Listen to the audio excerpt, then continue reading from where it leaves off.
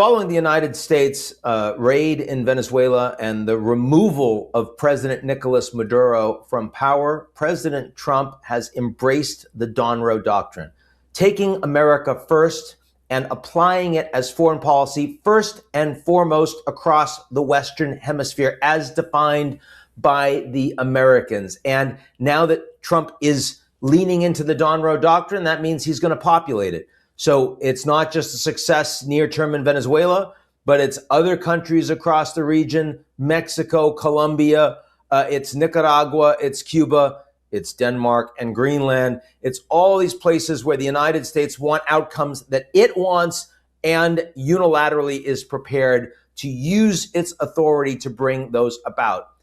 Adversaries and friends of the U.S. are certainly concerned about this change in the way U.S. projects power in its region and more broadly.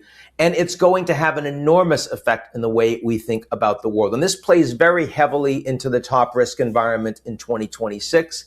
So much of it is about a United States which is engaging in a political revolution, changing the rule set inside the United States and changing the rule set in how the U.S. engages with the rest of the world. Some countries are winners long-term in that environment: China, India, the Gulf states. Some are losers in that environment, the Europeans.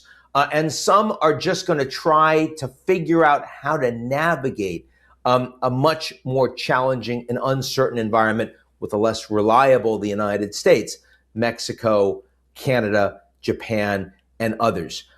Lots to talk about in a macro environment that is more uncertain geopolitically than at any time since we started covering these things back in 1998.